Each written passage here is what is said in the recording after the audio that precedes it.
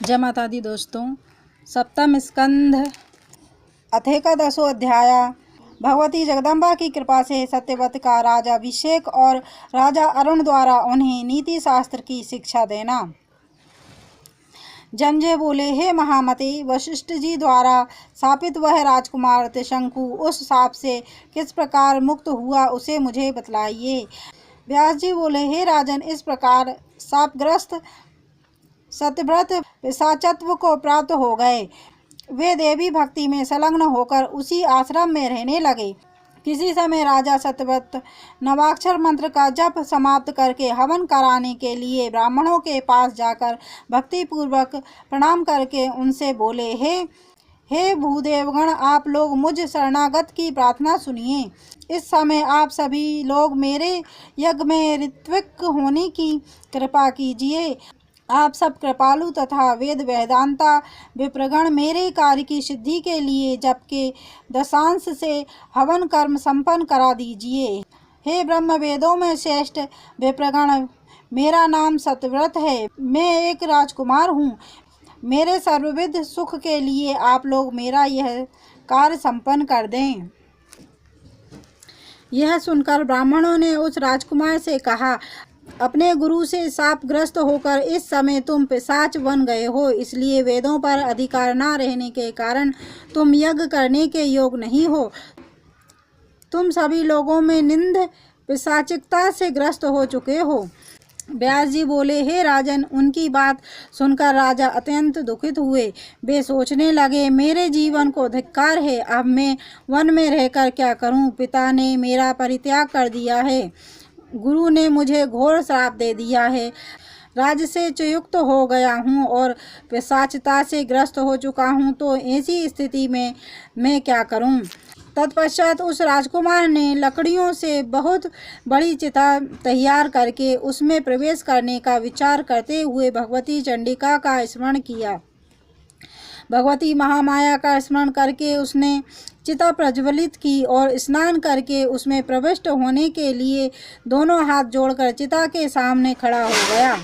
राजकुमार सत्यव्रत मरने हेतु उद्यत है, ऐसा जानकर भगवती जगदम्बा उनके सामने आकाश में प्रत्यक्ष स्थित हो गई। हे महाराज, सिंह पर आरूढ़ वे देवी राजकुमार को दर्शन प्रदान करके मेघ के समान गंभीर वाणी में उनसे कहने लगी।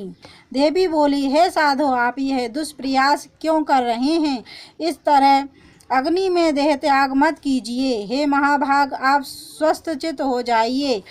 आपके वृद्ध पिता आपको राज सौंपकर तपस्या के लिए वन में जाने वाले हैं। हे वीर, शोक का त्याग कीजिए। हे राजन, आपके पिता के मंत्रीगण आपको ले जाने के लिए परसों आएंगे। मेरी कृपा के प्रभाव से आपके पिताजी राज सिंहासन पर आपका अभिषेक करके कामना पर विजय प्राप्त कर ब्रह्मलोक के लिए प्रस्थान करेंगे, यह सुनिश्चित है। व्यास जी बोले, राजकुमार से ऐसा कहकर देवी वहीं पर अंतर ध्यान हो गई। तब राजकुमार सत्यव्रत ने चिता में जलकर मरने का विचार छोड़ दिया। जय माता दी दोस्तों, हमें मोटिवेट करने के लिए चैनल को लाइक सब्सक्राइब कर वीडियो को शेयर अवश्य करें। Thank you so much. तत्पश्चात महात्मा नारद जी ने अयोध्या में आकर आरंभ से लेकर सत्यव्रत का सारा वृतांत राजा अरुण से कह दिया। अपने पुत्र की उस प्रकार की जलकर मरने की चेष्टा सुनकर राजा अत्यंत दुखित चित होकर तरह तरह की बात सोचने लगे। पुत्र के शोक में निमग्न धर्मात्मा राजा अरुण ने मंत्रियों से कहा, आप लोग मेरे पुत्र के द्वारा की गई अत्यंत भीषण चेष्टा के विषय में जान गए हैं। मैंने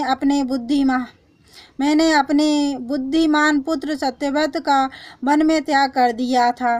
परमार्थ का ज्ञान रखने वाला वह पुत्र यद्यपि राज का अधिकारी था, फिर भी मेरी आज्ञा से वह तत्काल वन चला गया। मेरा वह क्षमाशील पुत्र धनहीन होकर अभी उसी वन में देवी की उपासना में रत होकर रह रहा है। वशिष्ठ जी ने उसे श्राप दे दिया है और पिशाच तुल्य बना दिया है। दुख से संतप्त वह सत्यव्रत आज अग्नि में प्रवेश करने को तत्पर हो गया था, किंतु भगवती ने उसे ऐसा करने से मना कर दिया। इस समय वह वहीं पर स्थित है, अतः आप लोग शीघ्र जाइए और मेरे उस महाबलशाली श्रेष्ठ पुत्र को अपने वचनों से आश्वासन देकर तुरंत यहाँ ले आइए। प्रजा पालन करने में समर्थ अपने औरस पुत्र का राजाभिषेक करके मैं शांत होकर वन में चला जाऊंगा। अब मैंने तपस्या के लिए निश्चय कर लिया है। ऐसा कहकर पुत्र प्रेम में प्रबद्ध मन वाले राजा अरुण ने सत्यव्रत को लाने के लिए अपने सभी मंत्रियों को वहां भेज दिया। वन में जाकर वे मंत्री महात्मा राजकुमार सत्यव्रत को आश्वासन देकर उन्हें सम्मान पूर्वक अयोध्या ले आए। सत्यव्रत को अत्यंत दुर्बल मलिन वस्त्र धारण किए, बड़े बड़े जटाजूट वाला भयंकर तथा चिंता से व्याग्र देखकर राजा अरुण सोचने लगे कि मैंने यह कैसा निष्ठुर कर्म कर डाला था, जो कि धर्म का वास्तविक स्वरूप जानते हुए भी मैंने राजपद के योग तथा अन्य मेधावी पुत्र को निर्वासित कर दिया था। जय माता दी दोस्तों, हमें मोटिवेट करने के लिए चैनल को लाइक सब्सक्राइब कर वीडियो को शेयर अवश्य करें। Thank you so much.